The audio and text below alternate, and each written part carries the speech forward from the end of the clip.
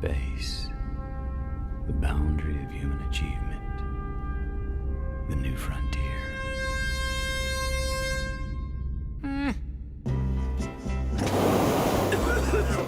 It's just a cough. Yeah, right. And the Earth is flat. Treat your cough seriously with Robitussin CF Max. Nothing lasts longer and treats more symptoms for your cough, cold, and flu. Robitussin, because it's never just a cough. In a few moments, you will have an experience which will seem completely real. It will be the result of your subconscious fears transformed to your conscious awareness. Warning, this tape must not be played by government personnel. It can be extremely harmful and result in severe trauma. You have 5 seconds to terminate this tape. 5, 4, 3, 2, 1.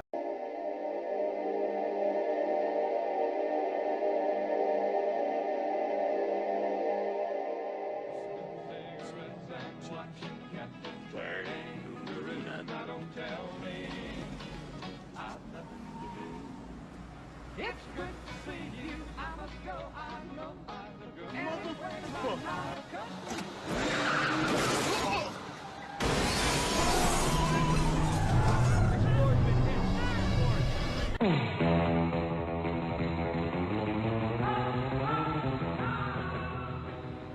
Hold him. Now you listen to me, you hillbilly punk who thinks the world's still round. I'm here to tell you it's not. It's flat.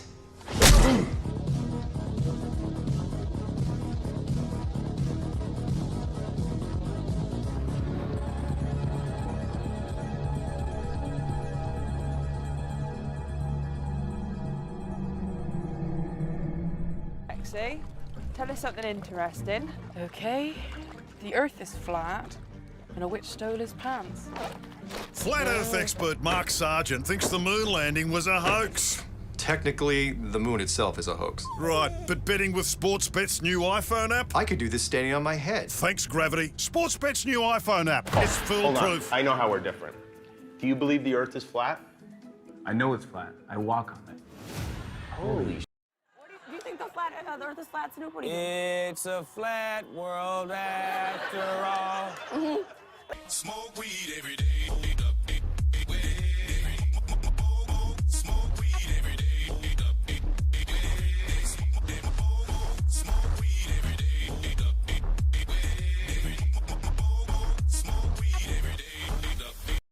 Und jetzt der Verkehr. Vorsicht, liebe Autofahrer, auf der A3 Oberhausen Richtung Arnheim ist die linke Spur aufgrund eines UFO-Absturzes gesperrt.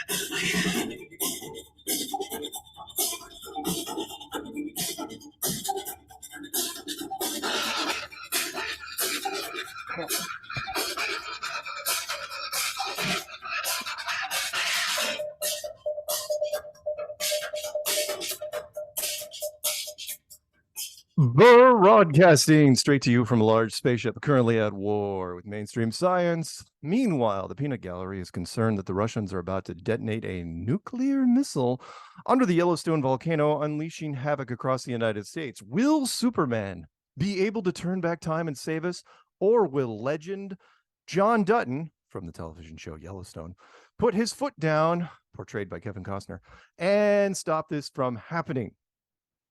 He stole basically my quote, but that's fine.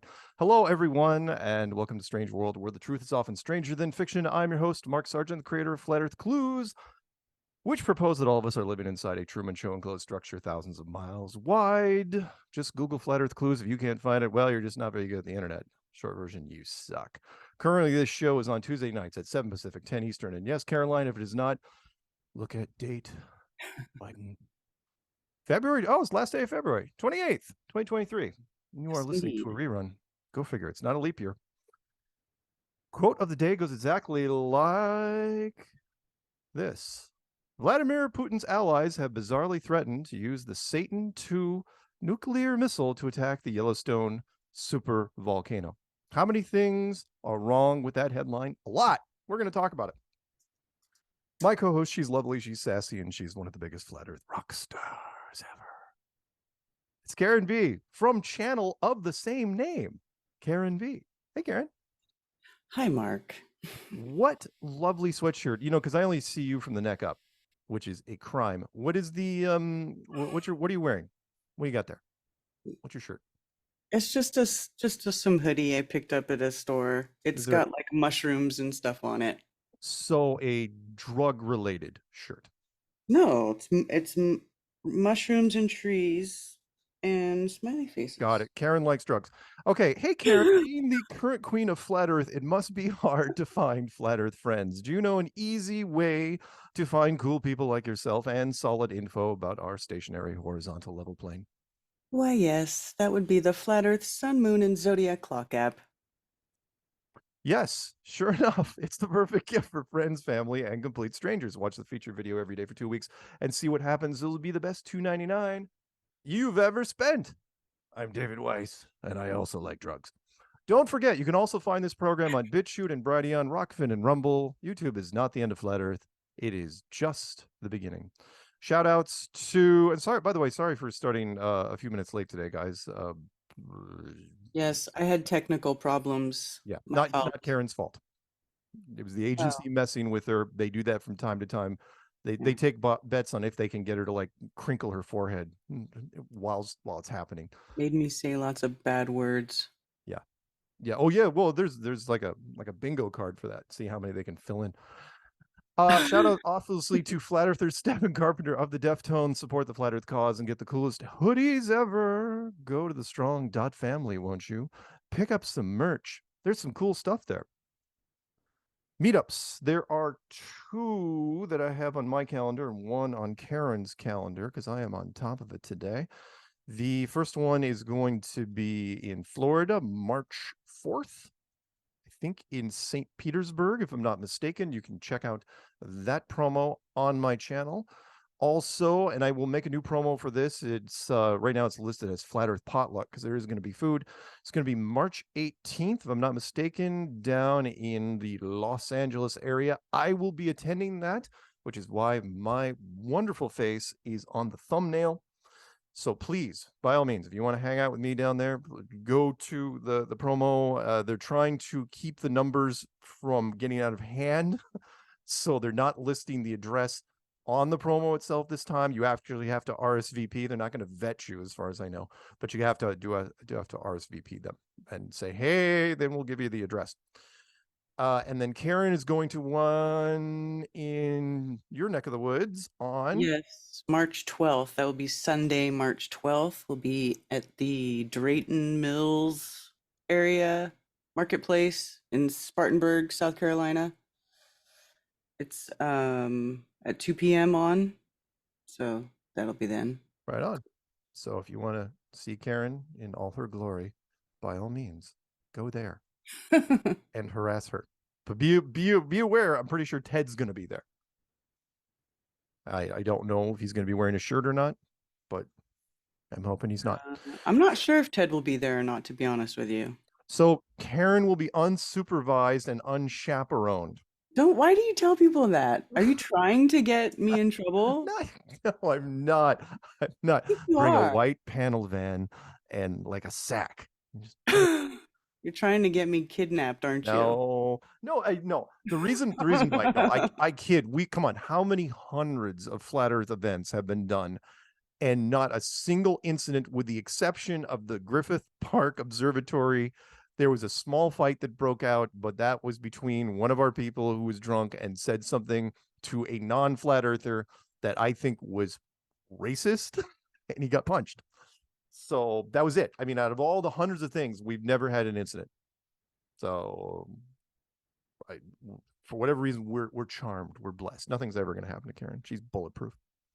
I don't mean that literally. Don't test that out. She's not actually. Yeah, don't come mess with me. I'll kick you in the kneecaps. All right. There you go. Leave me alone. She's South Kakalaki. Represent. I'm kidding. East Side. Yep, tons of street cred on my side. Okay, let's get to the headlines, shall we? Just get right into it. We get a bunch, but I think we can squeeze them in between now and the second segment. So the first one, this is straight from the headline, the show headline, which is from the Sun. Putin's allies bizarrely threatened to nuke Yellowstone supervolcano in the United States with the Satan II missile, because that's what you name your big missiles, to cause radioactive eruption. The attack that could cause a radioactive eruption was openly talked about on state-run TV and came as the Russian tyrant ordered testing of the 16,000-mile-an-hour missile. Now, the reason why I thought this was interesting is because, as you know, months ago, the UK did a veiled threat on England. As you know, there's a thing happening in Ukraine. NATO wants Ukraine. Soviet Union, which is now Russia, wants Ukraine back. So there are ninjas on both sides doing things, and there's ninjas from the United States and the UK, which are doing things in Russia, and Russia is serving people notice. And they said, oh, hey, England, by the way, we're going to make a tidal wave weapon and just wipe out the whole UK. And now, finally, after months, they said, oh, hey, by the way, US, we're thinking of hitting one of your weak spots and opening up the supervolcano in Yosemite. And I was thinking about this. I'm going, you know what? Even though, regardless whether you believe in the supervolcano or not, or how unstable it is, or whatever, the United States is kind of like the Empire in Star Wars. And the United States continental area is kind of like the Death Star. We do have a few weak points. If it was me being the villain, I wouldn't go after the supervolcano. I'd go after one of the two, east or west. Now, obviously, everybody knows about the San Andreas and the California side, Lex Luthor style. Use some sort of weapon and get that thing to go off. Whoa, the whole West Coast would be a nightmare. However, the lesser known one, although the truth community knows, I'm sure Karen does too, near Memphis, the New Madrid system, fault system, which is in that area. You hit that, there's all sorts of weird stuff that could happen in the eastern part of the country. So the United States got some weak spots if you knew where to hit them. So interesting that the Russia would do this. Now, would they do it? I doubt. There's a lot of Russian citizens here, but you never know. So if you see Russian citizens just like moving for no apparent reason, getting into U-Haul vans, take notice. Next one down, as we're speaking about empty threats.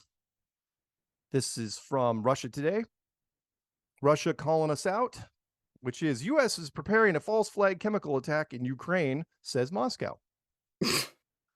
The Americans believe a provocation won't be properly investigated due to the fighting, says the Russian military. You know what? They're not wrong. You know, if you wanted to, you could launch some sort of massive chemical attack. Now, would that enrage the NATO forces enough to get them to really charge in there? I doubt it.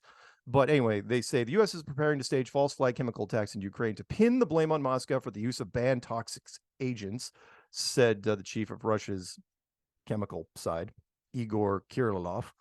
The Americans believe, blah, blah, blah. And what's interesting was Russia's defense ministry has obtained information that a train with a cargo of chemical substances in one of its cars has apparently arrived in the Ukrainian-controlled city of Kramatorsk in Donbass on February 10th.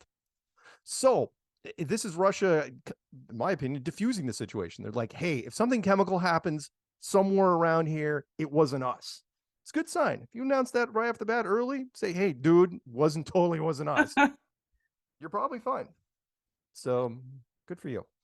Next one down. Meanwhile, on the other side, the United States is trying to provoke. So this is from CNN. U.S. Navy reconnaissance flight over Taiwan, the Taiwan Strait to be specific, draws angry response from China. Now, you can say angry response all you want, but after the Pelosi thing, that tiger got no teeth. If they didn't do anything, they didn't even do a flyover when Pelosi showed up, and it's like she better not show up. Saber, rattle, rattle. Nope. So we're flying jets basically on a regular basis over those guys. And they said, here was the quote. Statements. Let's see. China's Eastern Theater Command of the People's Liberation Army, Senior Colonel Shi Yi, accused Washington of hyping the flight and inflaming tensions. The U.S. flight has deliberately disrupted the regional situation and jeopardized the peace and stability across the Taiwan Strait, Shi said. The allegation was amplified in Chinese state media with the story in the national state-run tabloid Global Times, claiming the flight of the U.S. Navy anti-submarine warfare and surveillance jet was just another provocation aimed at stirring up troubles. That's what I really should have called up the show, Stirring Up Troubles. That's a nice title. I like that. Anyway, so we're trying to mess with stuff. All right, we got time for a few more before we get into Lucky and we'll see if we can crank these out before we get to Lucky and Unlucky. Next one down from CNN.com. Oh, this is ridiculous, although it's not Clown World. Earth's innermost layer is a 400-mile wide ball of iron. I noticed the shot they use. That's the one that David Weiss loves so much. It's where the United States is basically more than half of the globe. Yeah, it's ridiculous. Love you guys use that shot, but it's like, okay, so you know exactly what the exact core of the Earth is, the 400-mile wide core of iron. You know this. You know this how? Somebody. Anybody? No. Next one down, Fox News. This is a happy thing. Tennis star Nick Kyrgios admits to being a massive conspiracy guy. Doesn't rule out Earth being flat. Yeah, that's because he's friends with our buddy Novak Djokovic, who's absolutely flat Earth. Why aren't you covering him? Don't know, because, well, I know why, because he didn't say it on air. Here's the part that gets me, right? He also says he doesn't believe the pyramids are man-made. Oh, nice. See where you're going there. And you can see him. He's Australian's bad boy. You want to see, if you scroll down, you know where he said this? This is the part that blows me away, that Fox actually covered this. I don't even know what to believe anymore, Kyrgios said when he was asked on Logan Paul's Impulsive podcast. So I have mixed feelings about this, even though I hate Logan Paul and, again, wish he was hit by a bus that was driven by a flat earther. Even though I love the fact that Kyrgios actually said this because Logan trolled us during the Denver conference years ago, and several celebs have brought this up on that show, which is great. So Logan, suck on that while you're at it. Anyway, so yeah, Nick, call me. Good stuff. Like that Nick's doing that. We got three more before we go to the break. The next one's from the Daily Mail. That's in the UK. This is one of those obvious ones. Exclusive. Karen knows this one. Arkansas cops rule suicide in death of Clinton aide linked to Jeffrey Epstein, who was found shot and tied to a tree with an electrical cord around his neck, despite no sign of weapon. It's like the most ridiculous headline ever. And they know it too.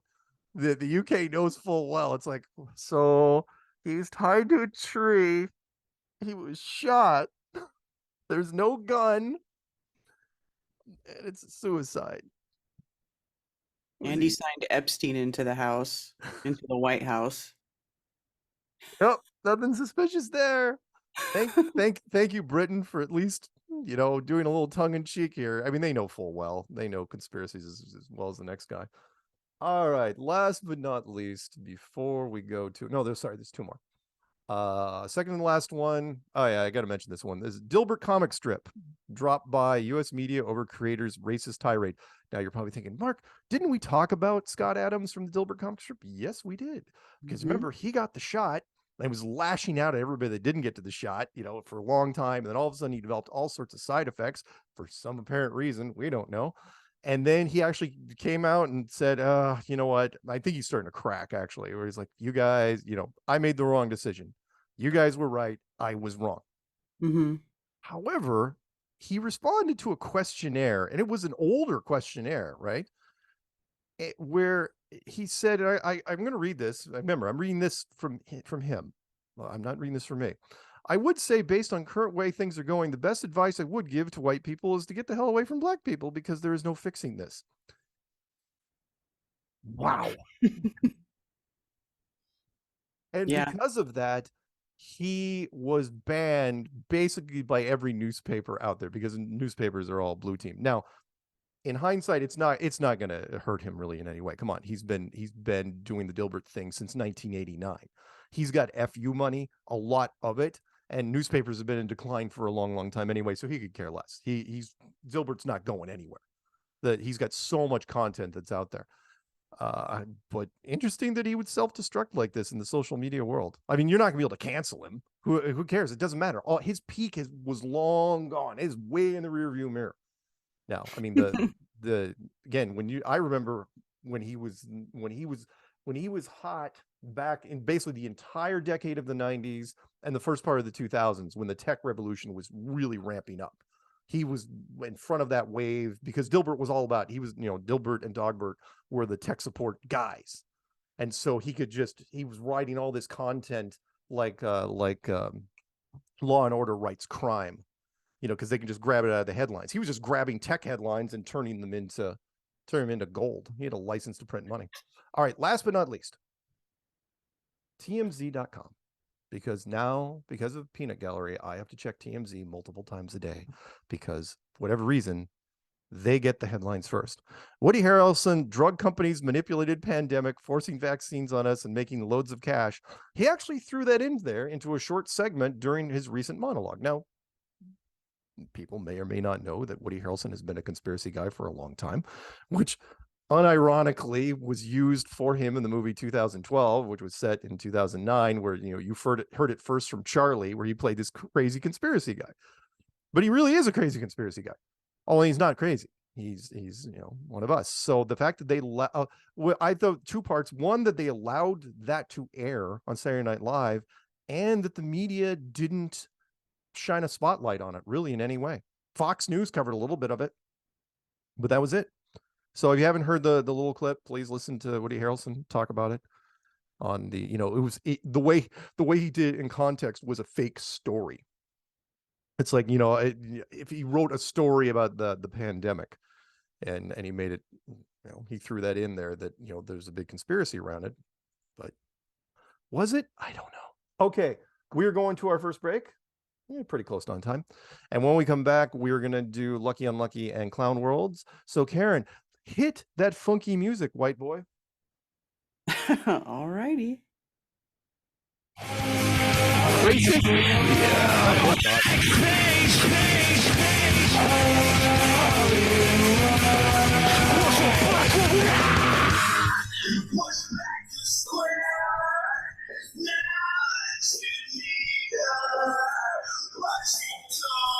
So there you go. Just like in school, we are the leaders of all.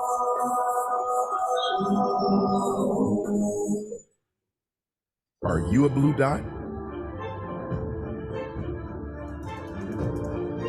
Those questioning where we live are not just here. They are everywhere.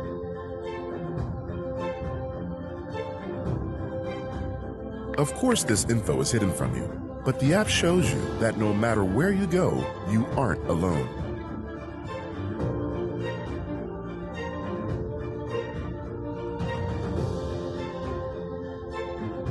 We are everywhere, and we are growing. Find your tribe today.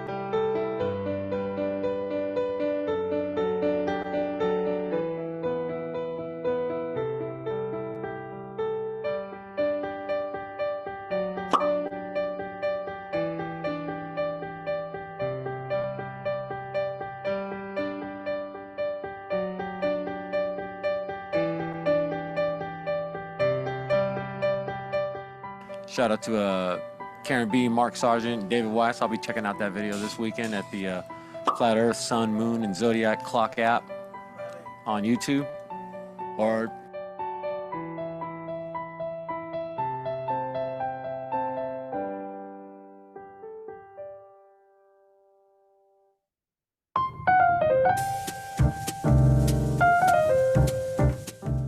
Join me, Karen B, every moon day. Every moon day! 9:30 a.m. Eastern on Rockfin, Twitch, and Facebook for an early light chit chat. Open phones, open topics. Always chill. I hope to see you there.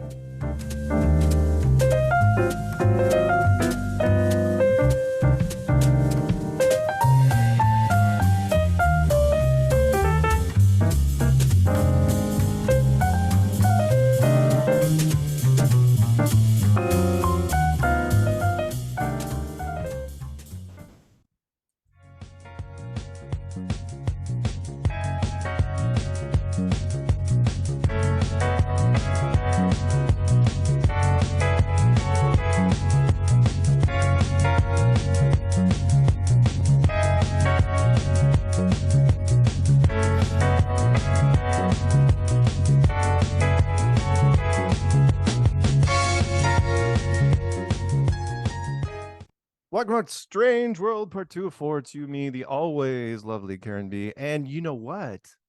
That was Joe Jackson stepping out from his album Night and Day. Yep. Peanut Gallery gives me a golf clap and smokes. Okay, we're going to do Lucky and Unlucky to start, and then hopefully we can crank through to the clown worlds. I think the timing should be perfect because now we're right on track. Okay, first one, TMZ. If you guys want to know who dies first, go to TMZ. That's one of the things they do. Oh my God, though. The more I spend time on TMZ, the more I have realized, the gossip rag is alive and well. Oh, yes. If you do anything in Hollywood, you know, anything even remotely, seriously, it is the he said, she said high school antics of Hollywood. Anyway. This first one is lucky. She's alive. Bethany Frankel. I'm not doing great. Major struggles with autoimmune disease. If you ever hear anyone say they've got a new autoimmune problem, well, you probably know where it came from. Bethany tearfully revealed her struggle Thursday, knowing her fans would instantly notice her face looked odd. That doesn't look good. She says it's all related to her struggle with POTS disease, a blood circulation disorder that is associated with bloating, extreme achiness, weight gain, and worst of all, dehydration. See, I thought the worst of all would include death, but yeah, you know, that's fine. Anyway, dehydration's messing with her in a profound way. So yeah, it is a social media nightmare. So if you're on social media and you run into, you know, that you get side effects from the shot of unknown origin, then yeah, you're pretty much done. Okay, next one down. This is from BBC Sport. Tom Tierney, former Ireland international and women's head coach, dies aged 46. Yeah. Wearing his green. Former Ireland women's head coach. Another person dead at 46, huh? Yep. He actually played games at the World Cup in '99 back in the day. And yeah, so sorry to hear that. Sorry, Tom. 99. Was that the year that the World Cup was in America? 99. Peanut, look that up. Where was the World Cup in 1999? All right, next one down. From TMZ, Madonna's oldest brother, Anthony. How do you pronounce Madonna's real last name? Is that Ciccone? Ciccone? Ciccone. Anyway, he's dead at 66, which leads into the stuff I've been talking about for months and months, which is A-listers, you're pretty safe. Anyone around you, not so much. So he died of what? What did they say he died of? I think maybe Madonna sacrificed him for her youth. Oh, probably. He at one point was like homeless. On top of it, I was like, jeez, dude. Are you serious? Yeah. Whatever. Anyway, he was 66. So that was also in TMZ. Next one down, some Fox News. Former Mets pitching prospect Matt, oh boy, Polberrico, dead at 31. See, I didn't know. Is that Eastern Bloc? No, there's a lot of Eastern Bloc guys. Anyway, most recently played in Mexico, died suddenly of a heart attack. Died suddenly. Why does that sound familiar? 31. Yeah, 31 years old. That's insane. No, I know. And he was again, pro ball player. Now, granted, baseball, their cardio isn't exactly top of the line, but come still, on. he's only 31. I know. And he played ball like that. He's still got to be in better shape than probably most people his age. Oh yeah, 99%. No, he's definitely in the 1%. But my point there was he died suddenly. And yes, by the way, you're right, Karen. 1999, it was at the Rose Bowl in Pasadena, California. World Cup. Good call. Good catch. Were you anywhere near there in 99? Well, I still lived in California when that happened, and I happened to work at a wine shop near Stanford University. How's that even possible? You were like 5 in 1999. I know, you're so sweet. But yes, no. Now just remember the influx of foreigners. I was like, there's so many Europeans and like people here with accents. Like, this is crazy. It just wasn't. Turns out it was the World Cup. Yeah. And the United States played China. China. In that. Oh, go figure. But yeah, he was 31. He's unlucky. Most of these guys are unlucky. In fact, it's amazing, as far as lucky versus unlucky, very few. Like I didn't want to bring this up, but Tom Sizemore, who was lucky last week, chances are they are going to have to pull the plug on him this week because he had an aneurysm. You don't. Heart attack is something you have a chance to bounce back from. Aneurysm, not so much. I don't have the Sizemore link. Did you send me a link for that? No, I didn't, because I wasn't going to cover it. We did it last week, and Tom Sizemore, you can look him up, character actor, gotten a lot of great movies. The two big ones that everyone remembers, he was the Tom Hanks right-hand man in Saving Private Ryan, and he was one of the crew in Heat. Had a big year that year. All right, next one down. We're going to switch from lucky and unlucky to health related. So I will jump over to something health related. This one's from CNN.com, if I'm not mistaken. Karen, is that right? Yes. Which is 0-calorie sweetener. Hey, it's linked to heart attack and stroke. Erythritol, whatever. What's that in? Used to add bulk sweetened stevia, monk fruit, keto reduced sugar products. Has been linked to, say it with me now, folks, blood clotting, stroke, heart attack, and death. It couldn't be that people who are already like years of abusing processed sugar switch to these things and like they're sick anyway. Right. Right. You know what I'm saying? It's so ridiculous. But those 4 things we have been reading so much of: blood clotting, stroke, heart attack, and death. I know, but they say everything except what causes that. Exactly. And the t-shirt, which I have yet to wear, is still sitting brand new on the hanger in a vacuum sealed room, which is "The air is lava," thought of by Karen. Which is true. I mean, that's what that is how they're going to get away with it, is they just tell everybody that no matter what you do, it could cause a heart attack. And there's so many people, because they're in denial. It's like, oh my God, I believe it. My friend, he was breathing the other day and tilling his yard and just dropped dead. Another person was petting his cat and dropped dead. And there's this girl I heard of. She was putting on underarm deodorant. She just dropped dead. And we all know it was underarm deodorant that killed her. Okay, next one down. This one's sad. I felt bad for this one. I like this guy. Dukes of Hazzard star John Schneider. He didn't die, but his wife did. She was 53. And I felt bad because you could tell he did not want to deal with this. He was like, please respect our privacy during this time of grief. Please do not ask any questions. Whew. How sad. Yeah. How old is she? 53. 53. 53. Jeez. Yeah, my age. Man. Not good. Next one down. This one's from the UK. I love social influencer pictures, which is flight attendant, 24. What did she die of? Oh, right. Suddenly. That's a thing. That's a thing. Suddenly, what brings on suddenly? The fact that you can use suddenly now as an actual death type. Moments after the plane landed at Stansted Airport, a cabin crew member, let's see here, died suddenly moments after the plane landed at Stansted Airport. Where's Stansted, Peanut? Oh, it's got to be in the Europe, right? Working flight staff for airline Air Albania, died just days before Christmas. Well, now they're just announcing this. Essex Coroner's Court heard on Wednesday that she was traveling from the Albanian capital to Essex. Oh, there we go. When she suddenly fainted. After fainting by the front of the plane, she was given CPR and first aid, but sadly did not make it. Yeah, UK. Thank you, Peanut. The East of England Ambulance Service said 2 ambulances, a hazard area response team vehicle, because really you don't know why she dropped, an ambulance officer vehicle. They all came, and to no avail. So sorry about that, Greta. Moving on. Next one down. This one's, oh yeah, this is not a lucky or unlucky, but it is related. This is from Fox News. FDA approves first at-home test to detect both flu and COVID. The Lucira COVID and flu home test will provide results in 30 minutes.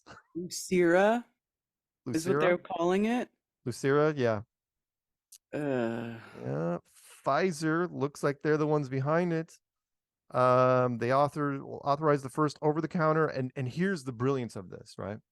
Which is now you can test for both simultaneously. However, I asked you before, Karen, what do you think is going to show up more positive? Flu or C19? Oh, definitely the 19. Absolutely. That's what, but you get a whole secondary market because now you're testing for both. Oh, I'm just doing the flu test. Uh-huh. Yeah. You got a backup, right?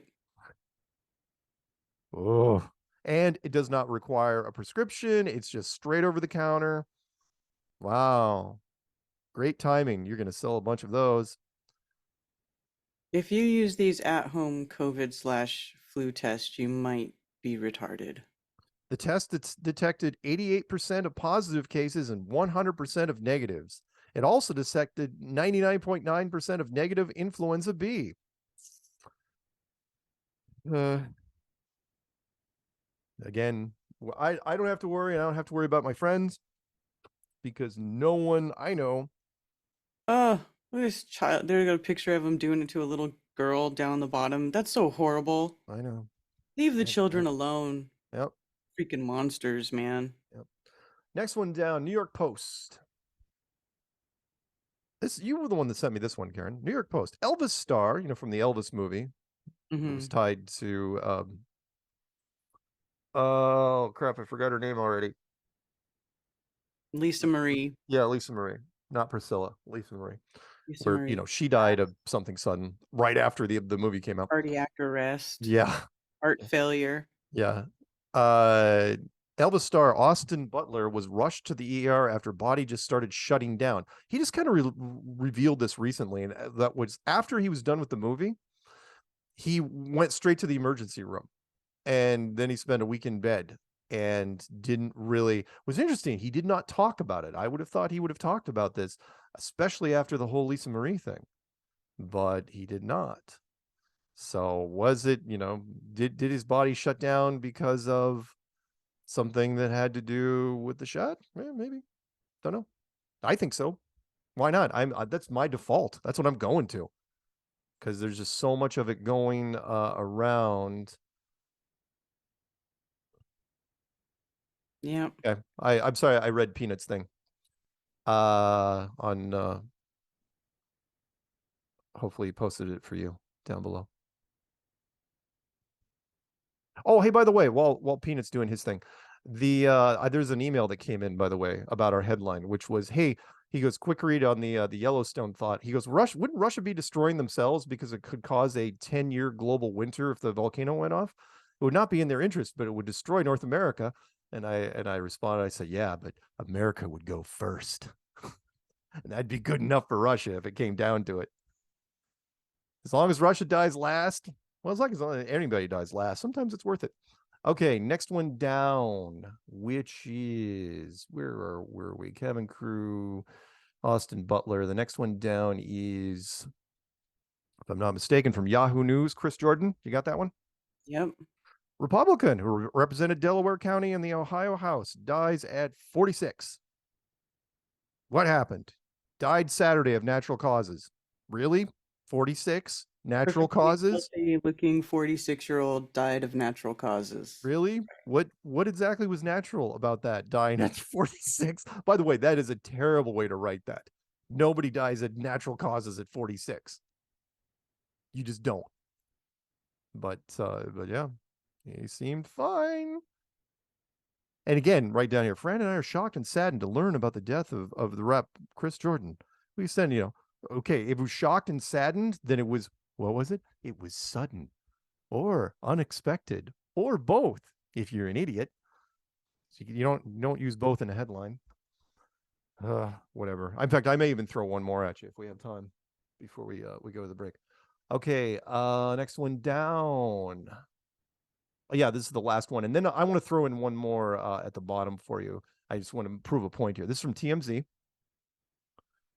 Ex-U.S. swim champ, Jamie Kale, woman, dies of what? Karen, could you read that title for me? Ex-U.S. swim champ, Jamie Kale dies suddenly in U.S. Virgin Islands. Yeah. Imagine that.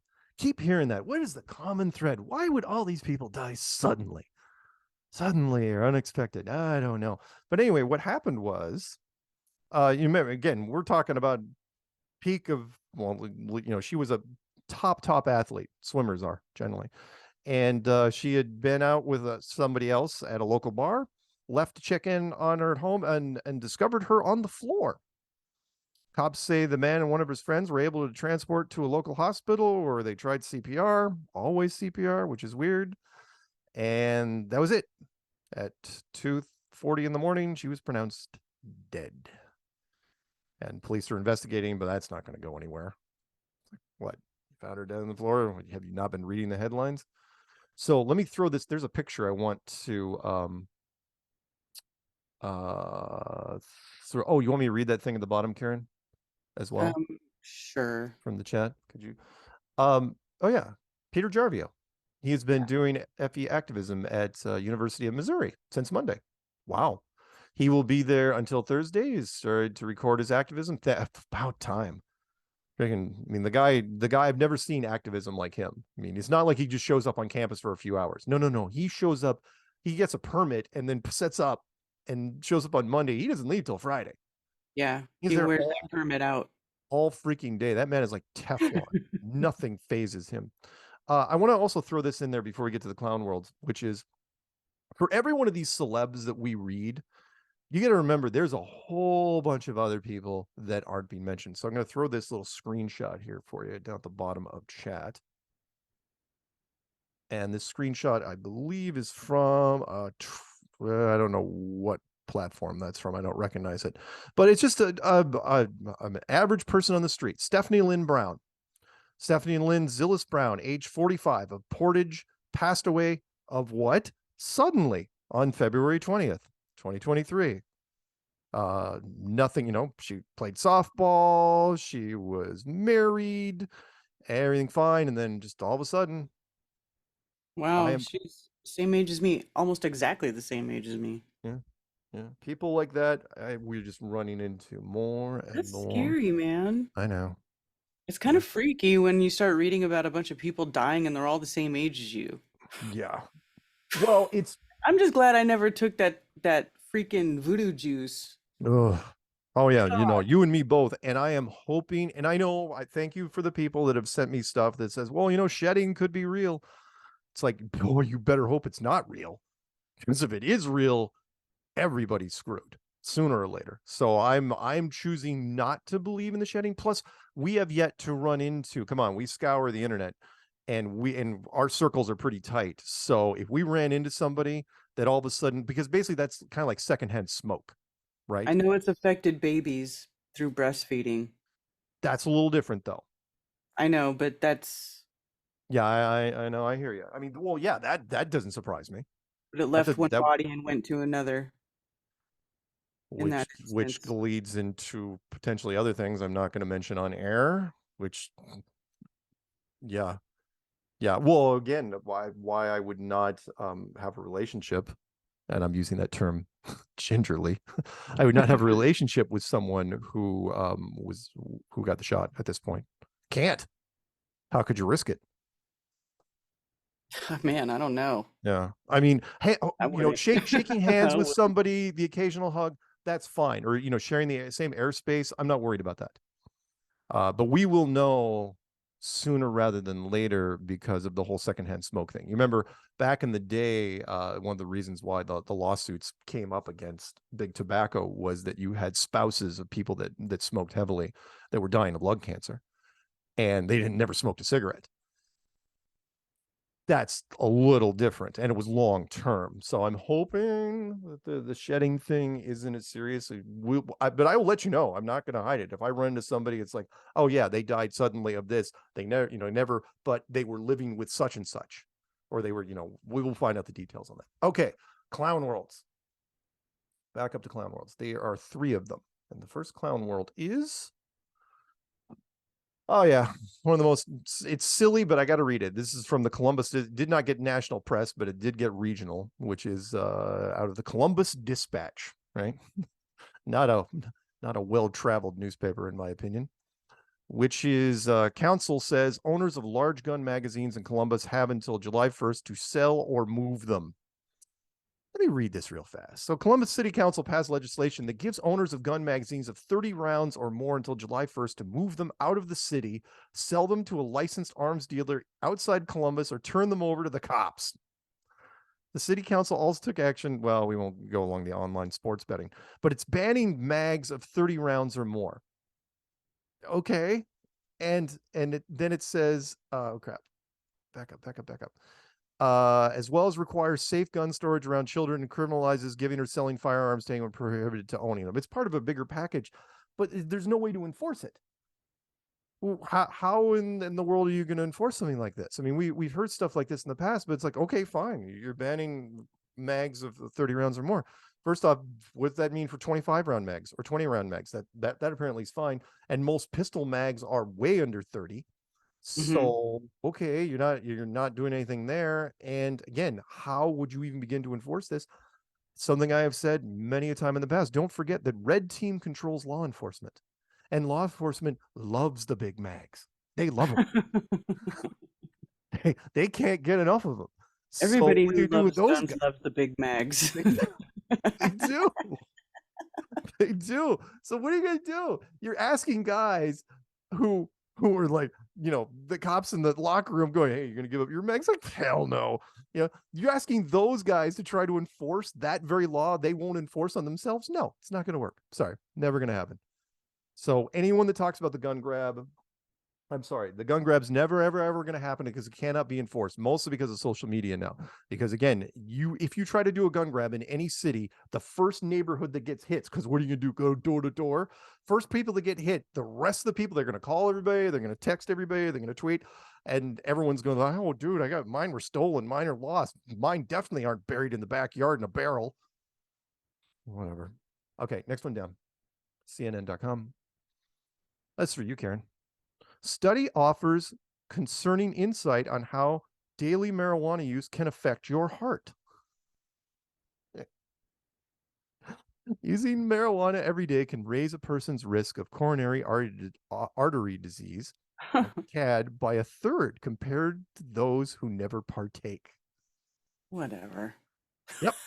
Signs of the condition include having angina or chest pain, feeling weak, dizzy, or sick to your stomach, or experiencing shortness of breath. However, for some people, ready? The first sign of CAD is a heart attack. Oh, okay. Yep. Smoke weed, you could die suddenly. There you go. Right. I think they're just taking like all the side effects of the GP jab, and then they're just making on anything. Anything you can. Exactly. Anything. You eat eggs, maybe. Oh, we're getting high reports of this. Send out the articles. Yeah. Get the AI to write the article, send it across AP. Yep. Just tack it on. Whatever it is. It will convince basically anybody that it's kind of like what pharmaceuticals, Chris Rock used to joke about that, how pharmaceuticals would market to everybody with this blanket. Do you have, this sort of problem? Do you have shaky hands? Do you get up in the morning? Do you go to sleep at night? We got a pill for you. That's what they're doing here. They hit so many different areas that no matter what it is, somewhere in the back of your head, it's like, oh wait, I could have sworn I heard that causes a heart attack. It's like, really? Because it was an article about eating toast. All right. Now, last clown world. Okay. We'll take this one into the break. Ford Motor Car Company is seeking a patent for cars, I can't make this up, that will ditch you if payments are missed. Okay. So, God. Like, what do you mean ditch you? Like it's gonna drive away without you? If it's got a self-driving option, it will drive to a repo lot. Right? But it gets so first off, it'll send if you missing payments, it'll send a thing to your smartphone notifying the user of the delinquency. If those notices go unnoticed, the system can disable select functionalities of the vehicle or even lock the vehicle out entirely, save for a medical emergency where it could potentially travel to a hospital or ambulance meeting spot automatically. And then for cars that self-drive, which is never going to happen, the patent also outlines the system's capability to move that vehicle to a parking spot more convenient for towing, as well as just relocating it to private property or other inaccessible areas. Oh my God. In a more passive aggressive case, audio within the vehicle, such as a beeping horn, chime, or radio, could be activated remotely to annoy the operator. So like what, when you don't fasten your seatbelt, we'll just turn that thing on. Yeah. All you're going to do here, Ford, and I appreciate you. Look, this is not going to happen. Never, ever going to happen. All you're doing, Ford, is you're almost guaranteeing that no one's going to buy the car that has this built in. Exactly. You will never buy it. You miss a payment and your car shuts off.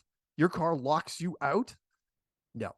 It's just another reason to not buy Ford. Yeah, not gonna happen. So yeah, and I know why they're doing this. They're doing this because there's a lot of people, because of the economy, they're not making their payments. So the repo market has gone through the freaking roof. They can't even hire enough repo guys to go get the cars.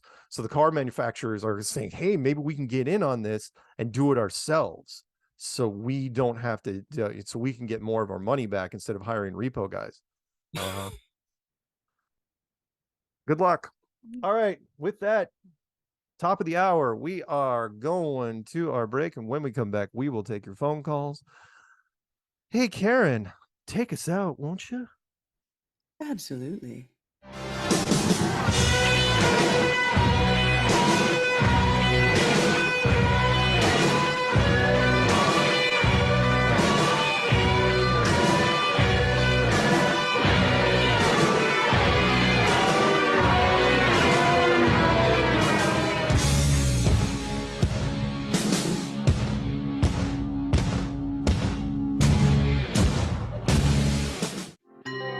Please support local flat earthers. Grounded extracts. Like a plug into an outlet, nature is a key into the mind. Once there, it can clean out old chemical leftovers and nourish the mind and body. Life is regained. The road becomes joyful as clarity and self-awareness return. Herbs, roots, algae, and fungi have helped many of us heal, move closer to our goals, and gain control of true priorities over carnal desires. Join us in leaving the chemical, material world and enter into the natural realm, from farm to farm. These finest creations are handmade and are more potent than anything your corner co-op has to offer. Our products, excluding our tinctures, are made to order to assure freshness and maximum effectiveness, fusing together healing herbs with tasty counterparts to bring out full potentials. There is so much joy in working with the natural world given to us by our Creator. Let's take part.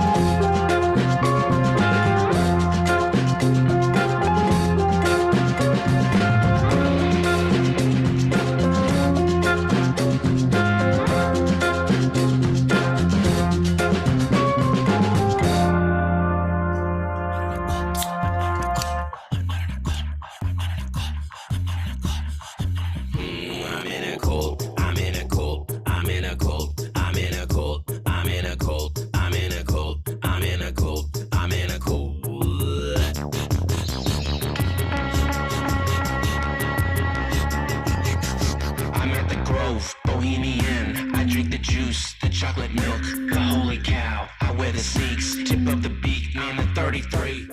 Welcome back to Strange World, part 3 of 4. It's you, me, and the always wonderful Karen B.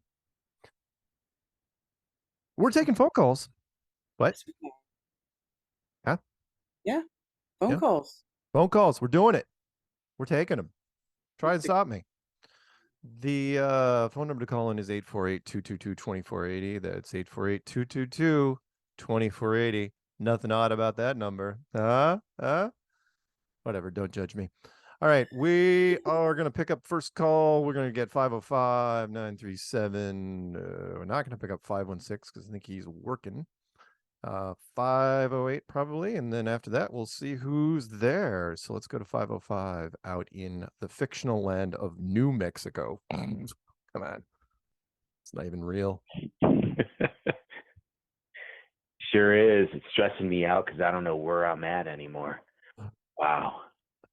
Anyway, Mark, Karen, Strange World audience, it's good to talk to you. Hey, I was surfing some fake space stories before the show, and the one that caught my eye was a Starlink, an article about that Starlink program. Yeah. And the article was actually a bit dated, just from a couple months ago, so it was in December, but they were promoting, it kind of reminds me of what you guys were just talking about. They just throw everything at you, and that with that marijuana story, just to see if you're alive. It was 10 weird things about Starlink that you don't know. And I won't bore you with all 10 of them, but I'll throw a couple quick ones at you.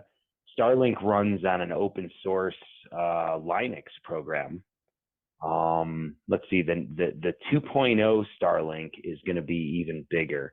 So the first gen satellites, they weighed 573 pounds. And the next gen that they're going to shoot out there are 2,755 pounds. I don't know why that matters, but and then they use lasers to communicate. Oh, this is a good one. Starlink Mars independence statement. So apparently they have an independence statement saying that once they're on Mars, they have full independence from any government on Earth. Oh, this one was a good one. Flat Earth connection. Starlink is available in Antarctica. The remote parts of the globe, including Antarctica. So yeah, so they just want you to know that you can use Starlink in Antarctica on the globe. Sure.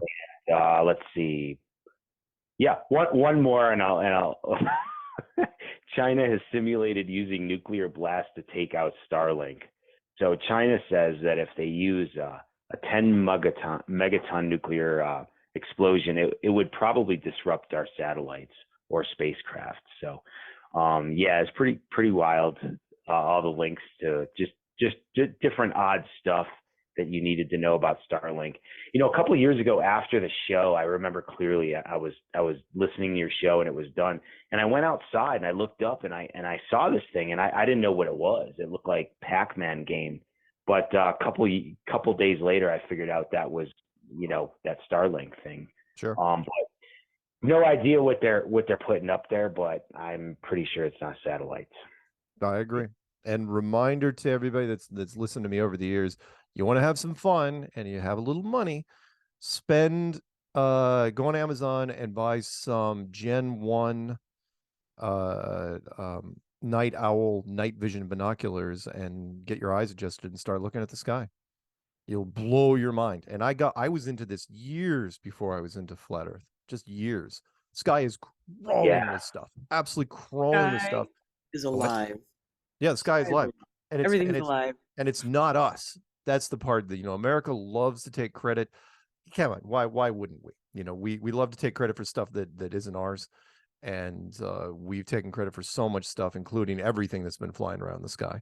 Because you can just wink and a nod. It's like, yeah, we didn't reverse engineer anything at Area 51. And then you suspect everything. So, and then, you know, with shows like Stargate, that doesn't help. So, yeah, I hear you. Man. The what's up there is I've been wanting. Go ahead.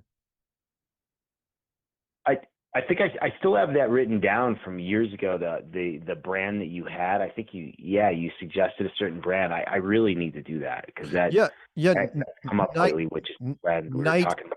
Yeah, if you want to go on the cheap, real quick, $500, 500 to $600.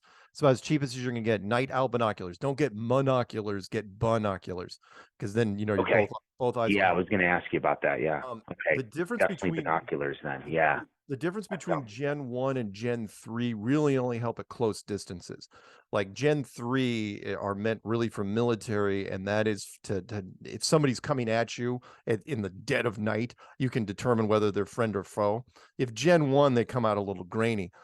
Gen 2, if you have a couple grand to spend, you can get Gen 2 with a 10x power. Don't get anything less than a 5x power. But if you can spend, you got a couple grand to spend, 10x power, I'd love to know what you can find. What I always thought was suspicious was I never found a version with the ability to record, a cheap economical version that could actually record to a device. In fact, the binoculars, Night Owl was notorious. They didn't have any outputs. And it's like, what the hell? It's like, why wouldn't you have an output? Why can't I put this thing on a flash drive? Well, I wonder why. 1111. 1111. Anything else? In Karen, have you used these, Karen, as well? Have you been looking through any of the night vision at any of the meetups or anything? Yeah, I've looked. Well, I looked through night vision goggles years ago, like more than a decade ago, before I was even a flat earther, and I was like, "What is going on with that?" It was kind of freaky. Yeah. And then actually at the last Flattoberfest, a really cool guy brought his night vision. Yeah, those were expensive. Yeah, he had nice goggles, man, and but you could see it, and it was the same thing. Yeah. It was awesome. They were like a modified Gen. They were like a modified Gen 2, but they were a high end. I mean, it was a pricey proposition I was holding in my hands. Yeah, I was like, wow, I can't believe you brought those. Yeah, it was awesome. That was good stuff. Well, I've always heard this before I even knew about Flat Earth as well. There was a guy on Coast to Coast always promoting it. He was saying that there's different shapes, and they start. It's almost like a video game, like an Atari, where they start chasing after each other and trying to shoot at them. Did you ever see anything like that? I didn't see any shots fired, but there was a lot of running and squirrel tag that seemed to be going around. In fact, there was something that I described as driver's ed.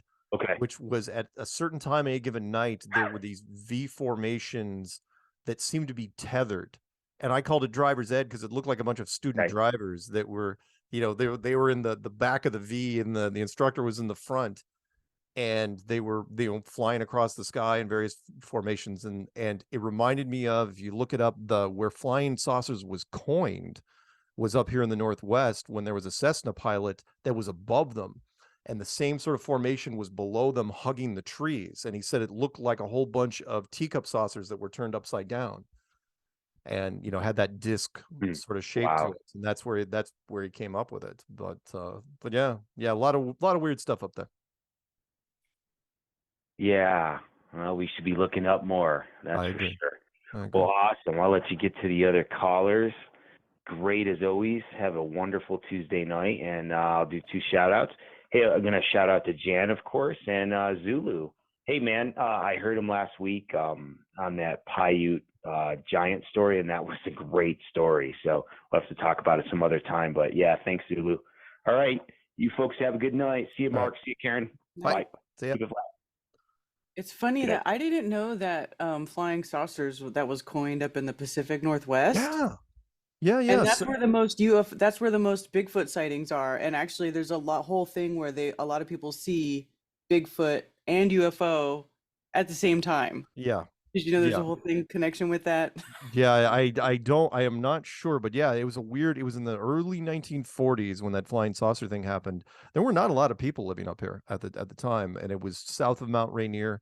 The most heavily concentrated, by the way, I probably already told you this, the Bigfoot sightings is the Northwest is heavy because there's a lot of trees, but there is an island just north of here. In fact, I lived on that island called Vancouver Island when I was living up in Canada for a year, and that is the heaviest concentration, which is technically Canada, technically. So yeah, very cool. But yeah, the flying saucer thing, again, if you're looking up at the sky, it's highly recommend. You want to have some fun, and there's some guys that have recorded it and put it on YouTube. Oh yeah, you can find it on YouTube. Yeah, But and it's still better when you look at it yourself because you're yes, like, "What's that?" yeah, until Because they're like little orbs and they'll like make 90-degree turns. oh yeah, Like it's crazy. They're not just going in straight lines. They're like going all over the place. oh There's yeah, that things up there going all over the place. yeah, that's what throws you is you're looking at stuff again. But the first night I did it, I was a real letdown because I'd spent the money. It's like I was sitting on the roof of the condo association that I was on, going, oh, this is boring. Just all these satellites, and the sky was just crawling with stuff. And then the second night, I go out there and I'm following one. I was gonna call it quits within a week, I swear. And then the second night, I was watching this one, and it slowed down and then just stopped, like it was like looking for directions or something, and then made a hard like left turn and then went ballistic at a high rate of speed out of sight.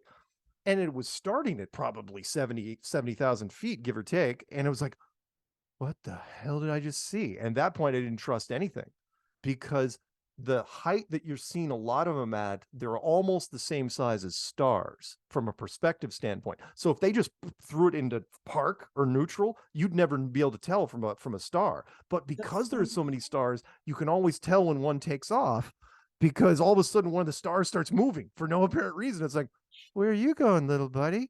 You know, and yeah, it's just freaky. Absolutely. But yeah, But you're if right. you When you take the see it for goggles off, you yourself, don't that's see them. That's the trippy part. Like they're not something you can really see with the naked eye no, nope, you can't, which is why night vision, outside of our visual spectrum. yeah, which is why I've told people again and again, it's like, look, it's not like Close Encounters.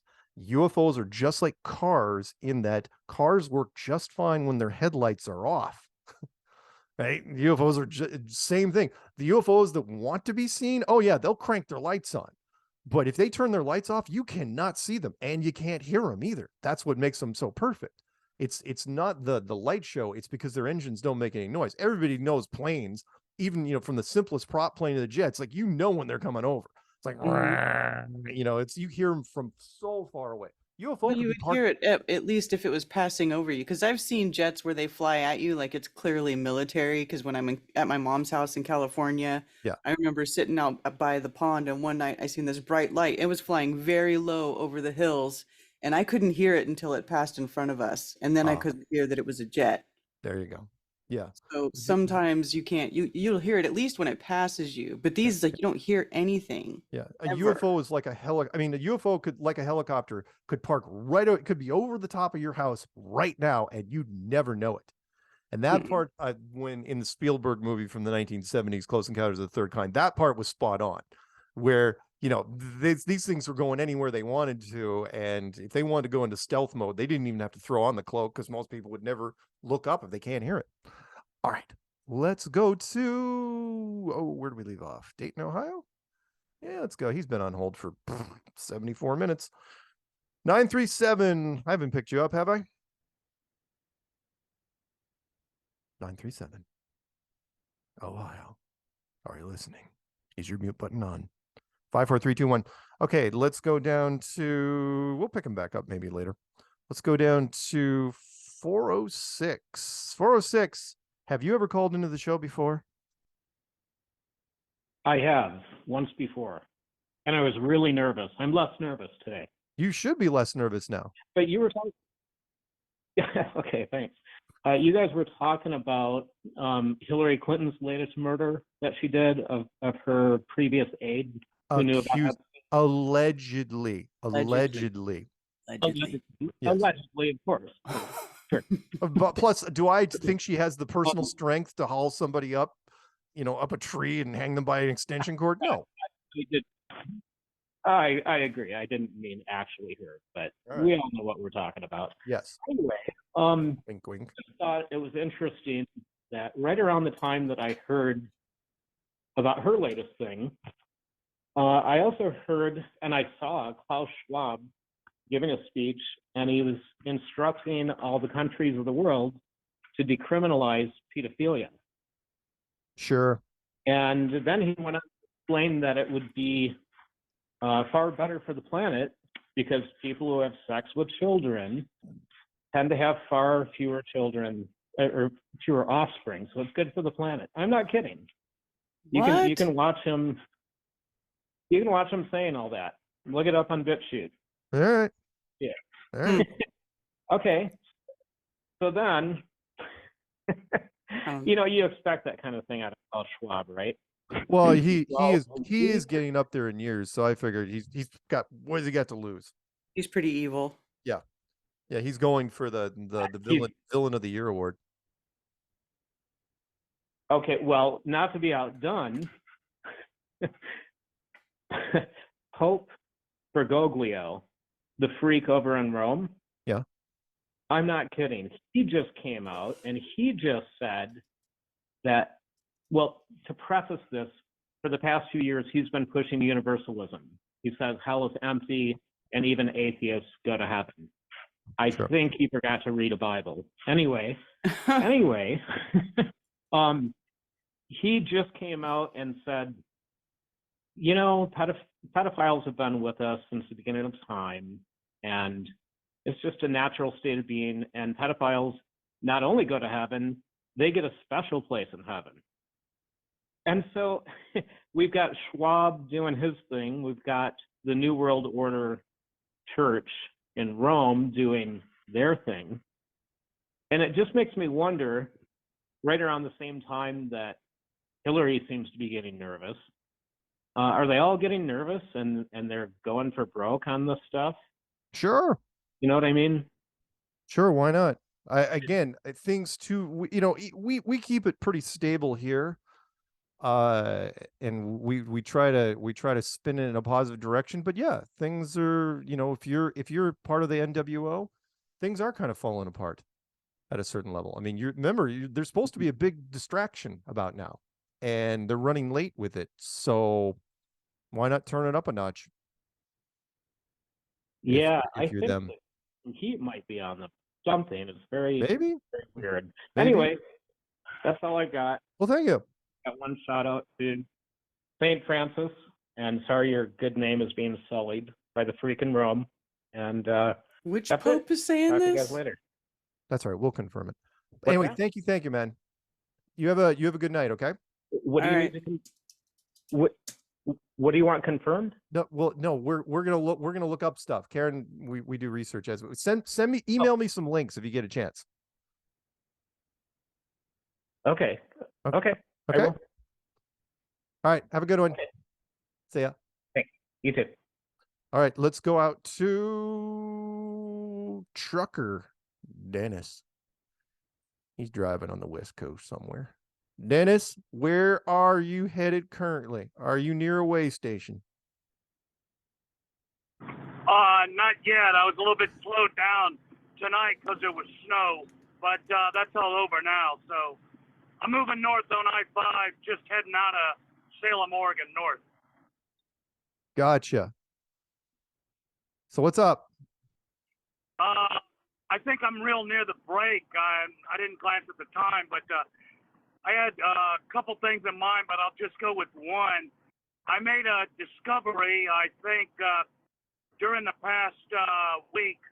Well, let me say, as I think everybody, you and Mrs. Karen, and I think most of the listeners are familiar with the video came out about 2 to 3 years ago of a scientist.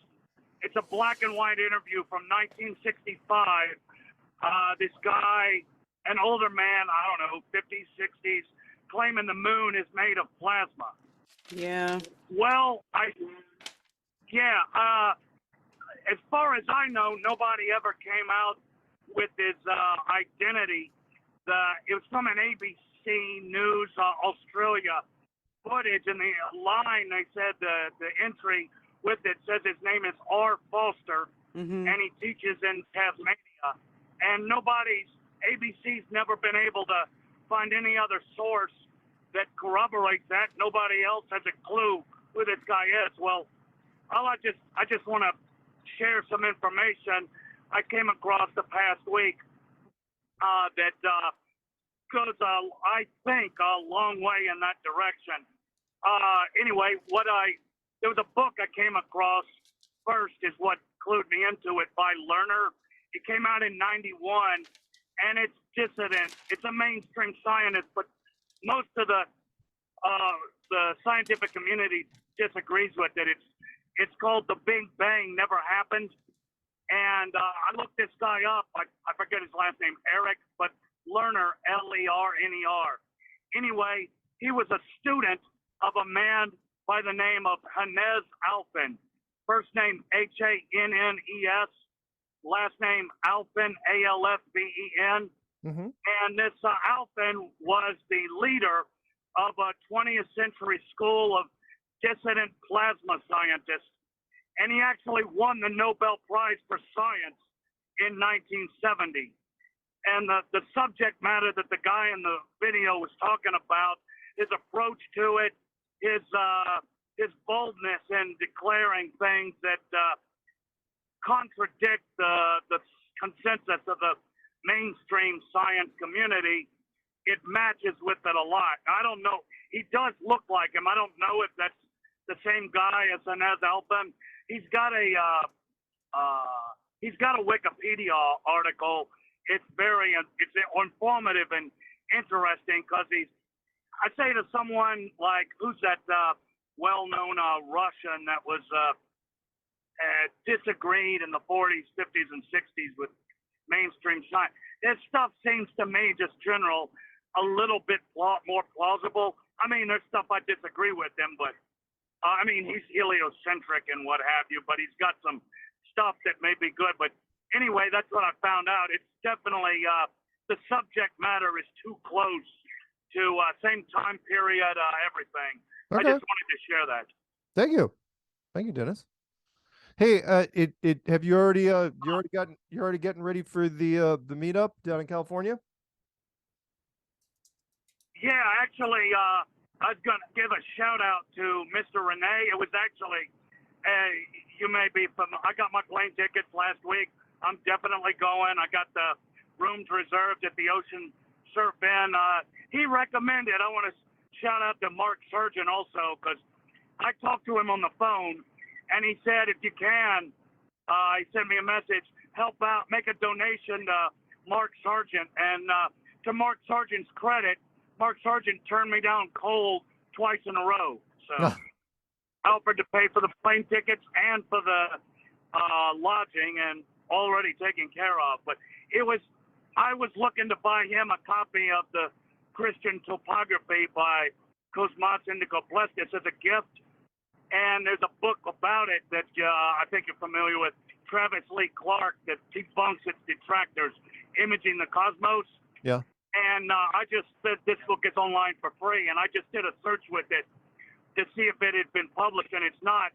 But that's how I came across Eric Lerner's book, actually. So shout out to Mr. Renee for that. He's the reason why I came across that information. Cool. Although he's probably unaware of it. Cool. All right. Hey, we got to go to break, man. So we will talk soon, and we'll don't be a stranger. Drive safe, okay? Will do. I'll be there. Okay. See you, man. And of course, we will talk about this at least a few more times because it's not going to be until March 18th, and I will be there. And yeah, don't donate to me directly. If anything, Renee got my tickets, so donate to Renee if he's taking donations. If you run into him, Karen, let's go to our final break, shall we? Absolutely. Right on.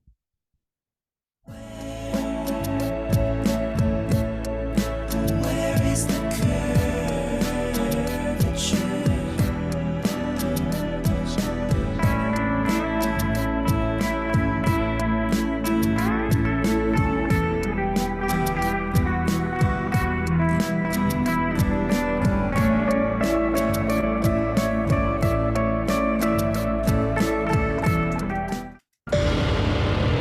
Alpha 33, target is on property, approaching food trailer. Engage Delta 9. Roger. Alpha 33 descending.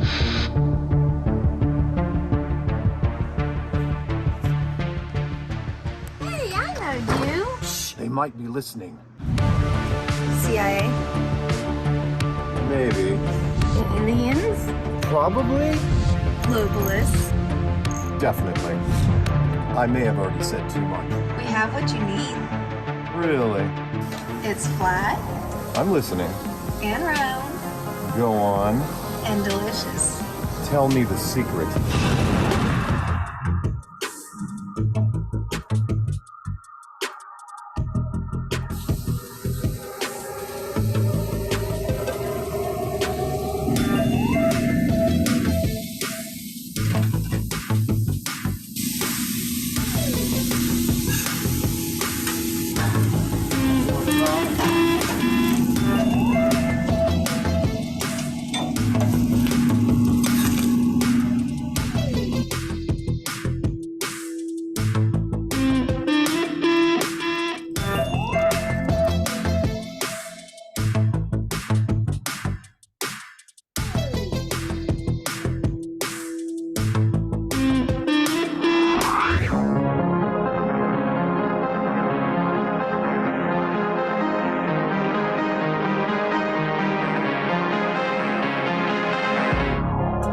I see the truth in it. I thought you might. This truly is a special place. Yeah, we like to think so. Will you be here tomorrow? We move around quite a bit. Ah, a mobile command center. A strong strategy. I like where your head's at. Anything else? I was never here.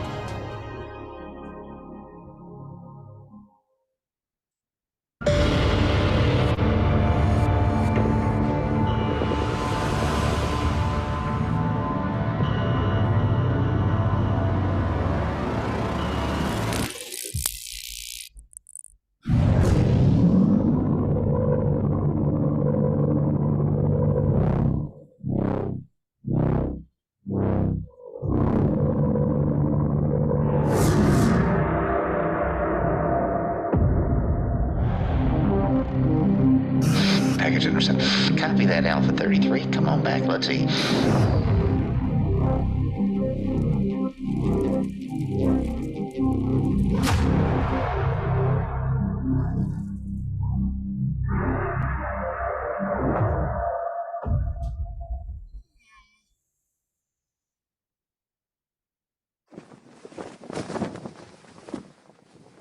Long live Flat Earth.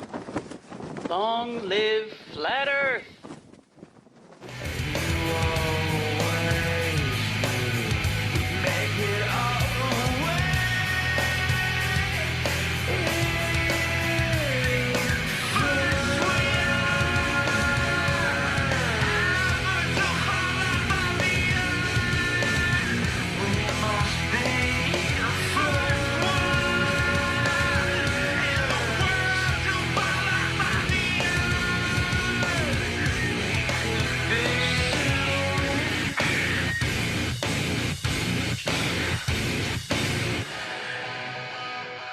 Welcome back to Strange World, part 404. It's you, me, and the undisputed Karen B.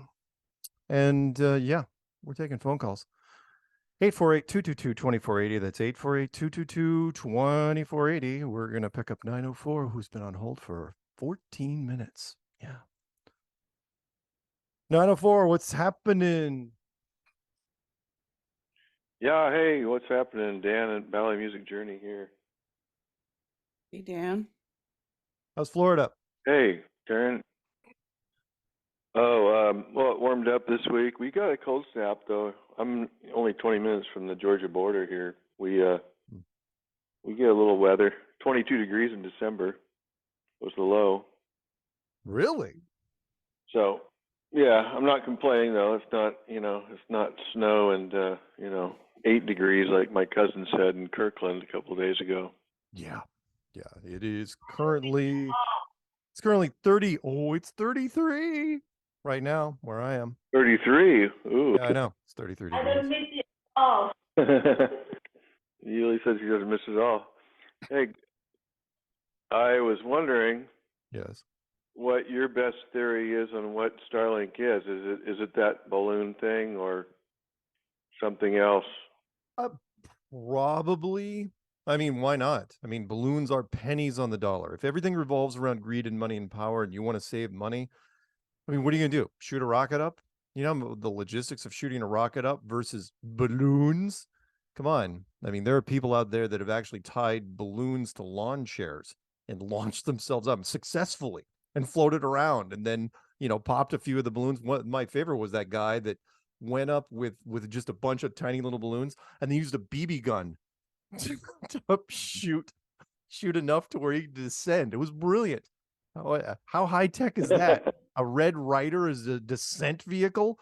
That's awesome. Redneck engineering right there. That is redneck engineering. was famous redneck last words. Here, watch this. Hold my beer. Hold my beer. But yeah, I do think it's balloons. Why not? If most of the other stuff is balloon technology, why not? And think about how fast the United States government and NATO jumped on that Chinese story, where once they got China to admit that they had balloons, which is hilarious. Thanks, going China.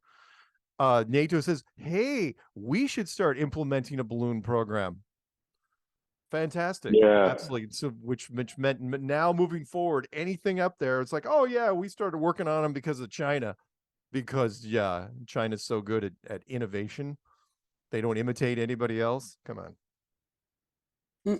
Yeah, how much helium do they buy again? NASA, an incredible amount of helium. Well, yeah, no, under their NASA's the contract biggest for their biggest consumer of helium in the world. They've been using helium balloons for their projects since the 1950s. And again, it's not secret information. That's the part that drives me insane. It's not classified. If you can launch a 8,000-pound payload on a helium balloon and achieve the same electronic, whatever you want to call it, your goals, electronic goals, with a high-end balloon, why in the world would you ever use a rocket? Oh, right, because that way you can pump money into a project that's not doing anything. So yeah, no, Starlink, I hate him. Yeah, I hate Elon. I hate the fact that he was announced publicly the richest man in the world again. Hate that. Bugs me. Hate me. They asked him for quotes on everything. What bugs me now is he is such a government tool that no matter what the topic is, they ask him about it. Like he's got sage-like wisdom, like he's been living in a cave meditating for the last decade. And they asked, was like, hey, what do you think about Ukraine? Hey, what do you think about climate change? Hey, what do you think about Korea? And whatever he says, they print. Drives me insane. Sorry.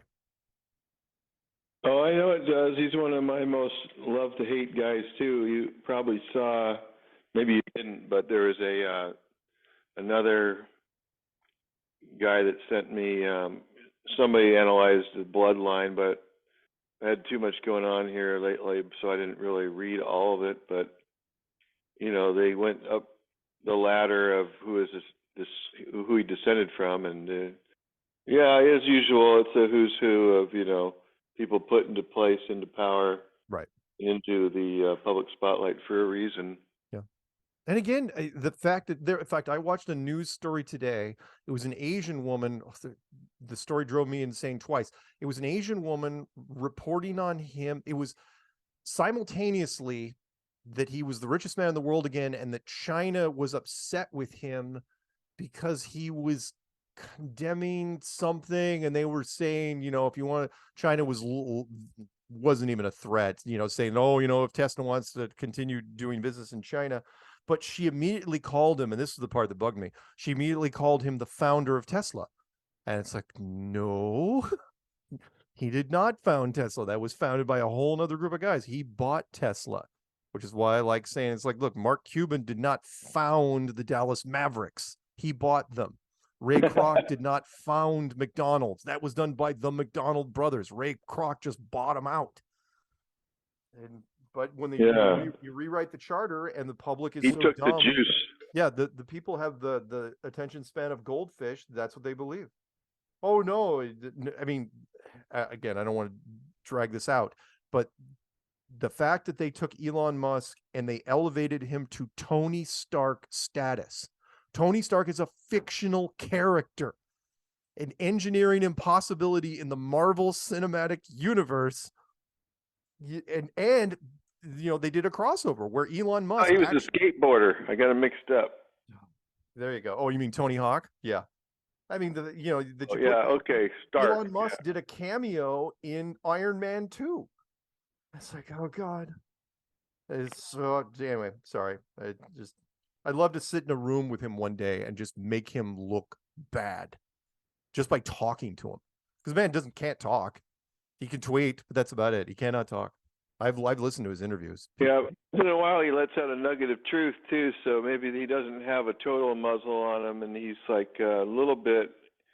They probably put a couple people in there that are slightly off the rails so that they can make people divert their attention from.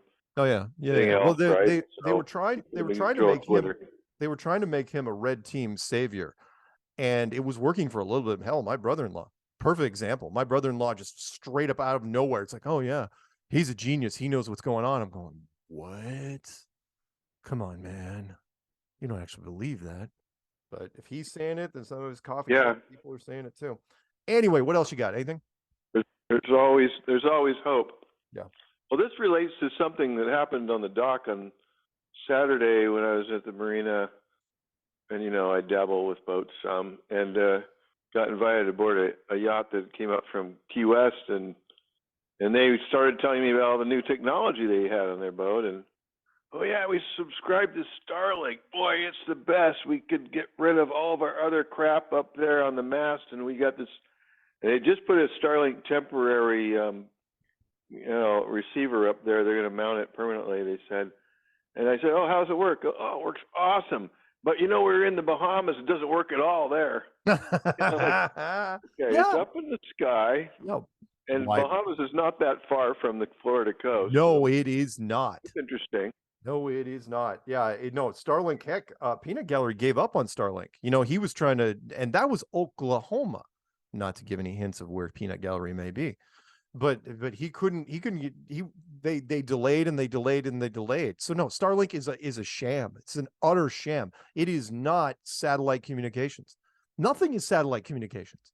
It isn't. Again, the reason why the clues said what they said, which is if you get off the coast, if you get away on a body of water that is at least 150, 200 miles away from any other body of land, you will lose. You will, again, planes, you'll disappear. GPS goes into approximated mode. Bahamas, really? Bahamas, you lose signal? Really? Middle of the Atlantic, maybe it was a little bit past there. They're in the Caribbean for a year, but it wasn't that far away. Whatever. Don't believe the hype. Anyway, what else you got? Anything fun? Yeah. Oh, my last thing was just related to that with the the stratospheric aerosol injections during the daytime. You were talking about nighttime viewing. One thing that's really interesting to me for quite a while is and scary is if you look at the really, really high altitude ones that are laying the tracks up there, they're a tiny dot, if you can even see a dot with the naked eye. But then you have the ones lower that are clearly, whatever, Air Force or NATO airplanes or who knows, right? Because according to people that I've talked to, they don't do them in Mexico, like I was saying last time. Yeah. I mean, they might do them, but not nearly as much as here. But so what are those things way up there? It sounds kind of like what you're seeing with the night vision of what something really high altitude that's doing those. Sometimes it looks like rockets or something too, but they lay down all these tracks, all these different ways across the sky. It doesn't look like it's always a normal jet to me, but any theories there? Whatever's up there that your gut instincts don't automatically kick in what they are, all I can tell you is it's not us. It's not. There's all sorts. When I lived in Boulder, Colorado, and I had the wonderful vantage point of DIA being due east of me, I could see the planes incoming from the north and outbound to the south.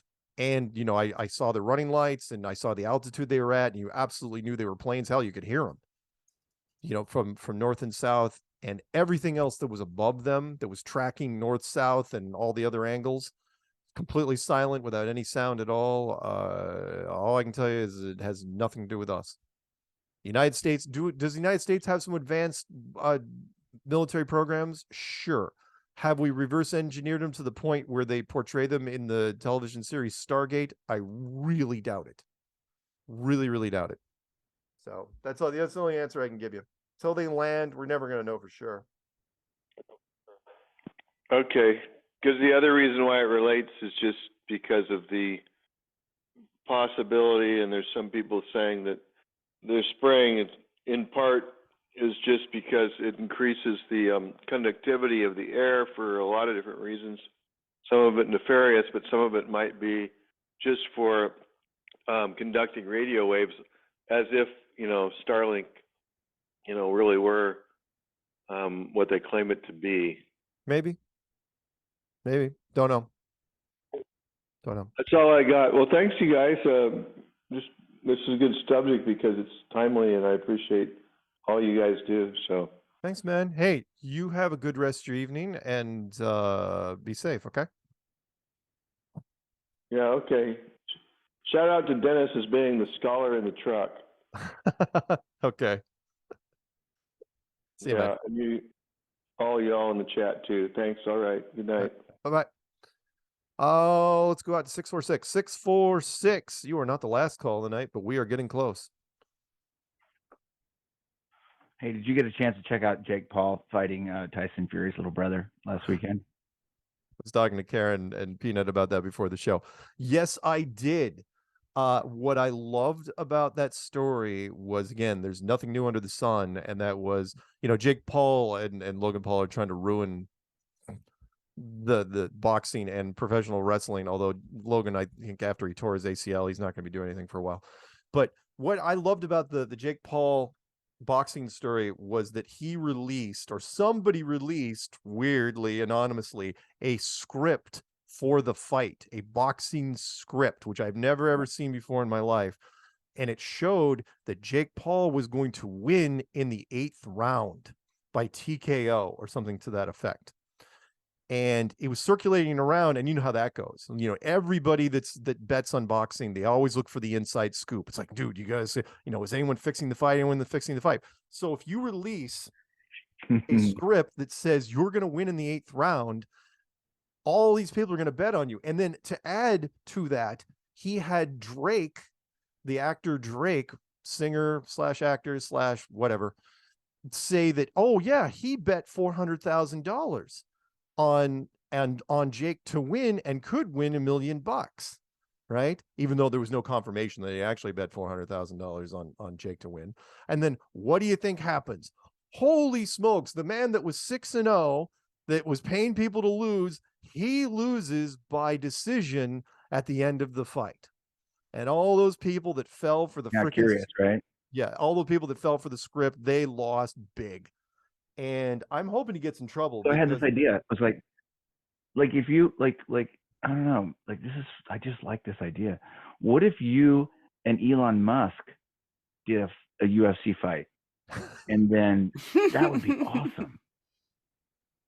You know what I'm saying? Yeah, but he's not. You know how much blown up that would be? Flat Earth versus like the Paul gang, which would just be the ultimate circus shit show. Ugh. But you're not a prize fighter, and neither is Elon Musk. You're pretty in shape, dude. But you're you guys could both probably make a pretty good fight. If Elon, well, first off, Elon wouldn't challenge me. What I think would be a more interesting fight would be Neil Tyson. Even though Neil Tyson, he's I think 10 years older than I am. And I would love to see that one too. Neil Tyson, by the way, was a wrestler in college. So I don't know exactly how that would go. I don't know, UFC. It should be a boxing. It should be a boxing fight, no wrestling moves or anything. You guys just well, if anyone suggests it to me, yeah, I may be interested, but it'd have to be, I don't know. Karen's already wincing at it. She's like, oh man, that'd be too much of a circus. I would generate some interest though. I will say this. I have said it many times that, look, I could be strapped to a chair and you could throw pies in my head as long as I got to say flat earth. So if somebody want to put me in a ring to say flat earth and then I'd have to take punches, yeah, maybe might be up for it. Sure. Yeah. I really don't want to. Or better than that, I take on both the Paul brothers in dueling pistols at dawn. Right? Everyone shows up with a handgun of their choosing and a shovel because the winner buries the loser. How's that? There we go. I love it. The last thing I would, in regards to Dennis, I think Dennis is the perfect candidate for running a shortwave radio station, either out of the back of his diesel truck or whatever he's driving, or on top of a mountain, either southern Portland or northern California. Because, like, I don't know about that guy, but he's an endless stream of information. And most shortwave radio people that listen to that stuff, they just keep it on, even if it's in their garage, not even in their garage, working on the car or whatever. They just keep it on. And Dennis would just talk, and he would just keep talking. And like eventually, you would get a lot of the knowledge out of Dennis, because over the course of like months and years of Dennis coming through shortwave, it would just be like almost like an education, you know. Dennis's hard drive is almost full, from what I can tell. Dennis has a lot of stuff jammed in his head. There is a lot of stuff. It's the cutest thing I've ever seen in my whole life. He's read so many books, and the thing is, he reads books that other people wouldn't even think about reading. You know, obscure. Yeah. I've got one he gave to me. He gave to me at Flatover, and I'm just now diving into it. I was like, okay, this is gonna take a month, you know. And this is just something he did on a Saturday. Oh yeah. Oh no. You can tell. I mean, he digests stuff, and it's awesome to listen to, because it is mind-boggling. He's one of those guys would like look at War and Peace, and be like, that's just rookie. Yeah. Why would I even tell? That's over coffee. That's over coffee. Yeah. Anyway, love you guys. Gotta All get right, off. man. Have a good one. See ya. All right, so let's get ready to wrap this thing up with 845. Start spreading the news. We're ending the show. I want to be a part of it. New York. There we go. That was good. I think I'm going to keep doing that, goodness. because if you're at the end, we are ending the show. We're ending the show with you. So what's No, happening? I got you. What's happening? Oh, that was weird. Hello? What? I can hear you. What's going on? Oh, okay. No, it got staticky. Oh, that's the agency. Weird. Yeah. Oh, just when you're talking. Oh, well, that's definitely the agency. Crazy. Well, they have autonomous vehicles already. Oh, in I Arizona know. In Phoenix, you can order a Waygo driverless Uber taxis. Sure. No one in the vehicle. It They pulls have up, them in gets you, and California, drives you to your too. location. They have them in California. They are very, very limited, though. Very limited. Yeah. To where I think But I it's read that. coming. It's coming. Well, no, it's not. And that was Google. Well, they're using them on all different kinds of cars, so it's just a unit that they just can put on any vehicle. Yeah. It's not like it's a specific thing. Don't forget that Tesla is being investigated, because look, the algorithm, I come from the programming world, the algorithm to build for an auto driving car, which is why Mercedes did what it did, if you remember from 2 shows ago, where Mercedes released, they've got an auto drive feature, but they recommend, they say you can only use it in dense traffic, slow speeds. So if you're stuck in a traffic jam, if you're doing basically, if you're doing a commute in Los Angeles, that's really what it's for. You turn it on, and then you can just read your book or whatever, or go to sleep, and then when you wake up, you'll be really close to your house. But because you're only going 20 miles an hour, maybe. Anything faster than that, what screws up the auto driving is the is rural roads, mostly, where the lines aren't maintained on a regular basis. Because the software really on top of cars is based off of the white lines and the yellow lines and stuff like that. If those lines break up or aren't maintained, software doesn't know what to do. Again, look at the woman that died in Phoenix. She was walking just outside the crosswalk, and it hit her. But the big thing, the biggest problem with it is when an accident happens. Like if Karen crashes into me, or I crash into Karen, it's a dispute between her and I, our insurance companies, right? Just the two of us. When you have an auto driving car, a lot more then we're talking about, okay, we're talking about the car manufacturer, we're talking about the software manufacturer, we talk about the update manufacturer. Yeah, who are we talking about here? And I again, said that when Ford first came out with the parking vehicles that park themselves. I'm like, well, who's responsible when it fucks up and kills somebody or crashes or something? Who's paying for it? Yeah, there's no not to. There's certain things that our legal system and our insurance companies won't do, which is why I love bringing up like The Purge. Right? How many movies has The Purge done? Right? Well, Purge. maybe after they wrangle us into those what are they called, Karen? Not the regions, mega regions. Mm-hmm. The mega regions, yeah. Yeah, that's yeah, there you go, man. Like we said last week, the Superfund sites. Hell yeah. Why not? Why not just poison shit and then wrangle everybody and move them to certain locations? Yeah, it's crazy. Yeah. They're all rotten. That They're was all passed around during the last meeting I was at, but I don't know. We didn't vote on it. Anyway, what else you got, man? You didn't like that one? I do love the MVG goggles. Gotta go with them. They're awesome. I've seen shit. It was crazy formations. I was at a MUFON thing. I saw them, and then came home and didn't have MVG, and saw two what I thought were satellites going in unison, and I was like, "What the fuck is that?" And they stopped, and then one went one way, and the other one kept going. Yeah, it's crazy the shit that's up there. And you're right. Most of the time, you cannot see it with your naked eye. You look with an NVG, and you're like, "Holy shit, what's that?" And you pull them away, and you can't see it. Yeah, it is very much like They Live in that aspect, where people are walking around at night, they have no idea what's up. Right. Yeah, I'm sure some of the military guys over the years, even though the night vision for military doesn't have really magnification on it, I'm sure they see it. Probably.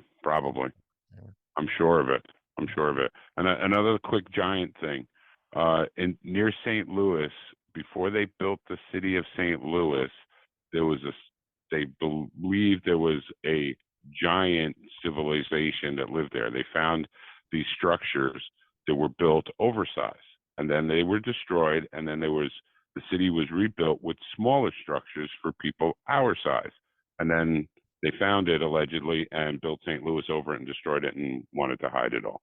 Yeah, just a thing. So another one of those giant rabbit holes. The giant of Kandahar variations. Yeah, all kinds of stuff. It's all over the place. It's literally all over the place. Just like all the stuff that they're saying that, oh yeah, the Mayans and them were never around up here, and there's pyramids and stuff. There's all kinds of shit in South Carolina. Ridiculous. Yeah. Ridiculous. Like the paint that they used in the Mayan culture, the blue pigment comes from a plant that comes from South Carolina, not from the rainforest. Gotcha. So they had to be here. Hey, do you have a quote? Because we're running out of time. Oh yeah. Sorry. Darn it, I was on the wrong thing here. Well, we started a little late today. I know. You don't care. I don't care. Try to wrap up on All right.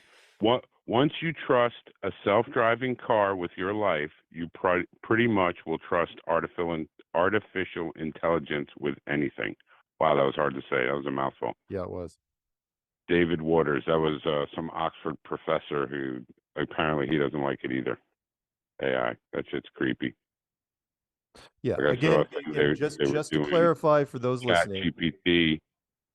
AI is It- not artificial intelligence is not self-aware. It is No. It works off of all the input you put in it. That's it. But there's a lot of people that think that, oh no, AI is conscious. It's like nope, not yet. They're not even close. Again, if we can't think of how to do it in fiction, it's going to be really tough to write the code for it in real life. So, but right. I get you. All right, man. We're putting a cap on this baby. So say goodnight, Karen. Good night, Karen. Say goodnight, Zulu. Good night, Zulu. And in a puff of smoke, Peanut is gone. And we will be back next week. Same flat time, same flat channel. Karen, let's take us out with the music. And hot sex. Hot sex. Toxic. I should say safe sex, but you know what? That's assumed. I don't even like saying safe anymore. I don't like saying stay safe after everything being safe and effective. Oh, good point. Screw that. That's right. Dumb and dangerous. Live free and dangerously. Nice.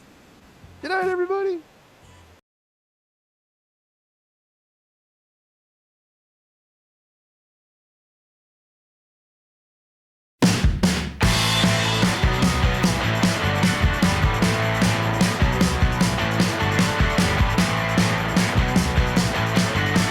So we say we know what we thought we knew.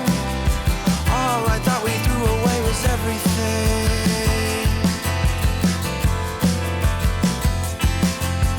Fought in many wars, danced our lives away. How well we loved is how long our lovers stay.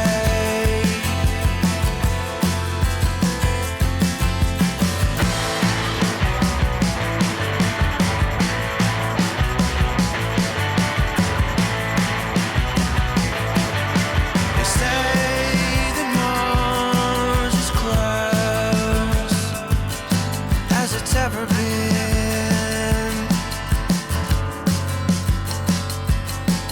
and I'm so tired of being on the ropes again.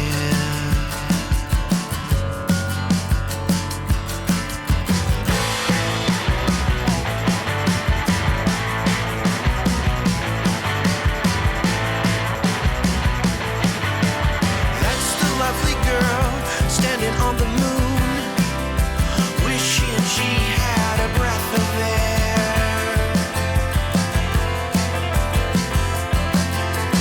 That's the lonely boy standing in the room, a solo game musical chair.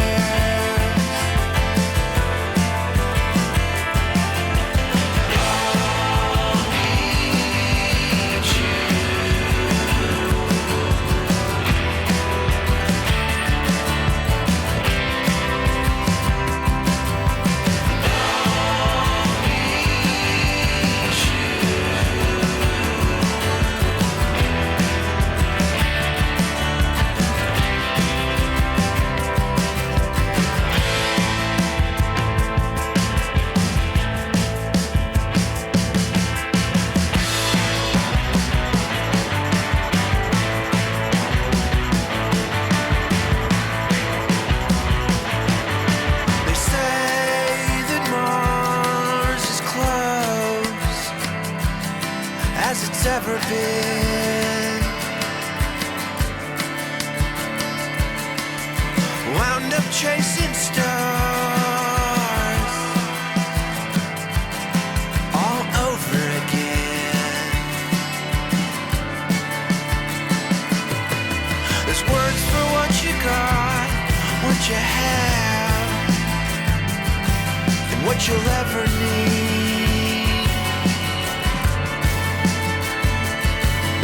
There's love so many nights, so many nights, so many ways to believe.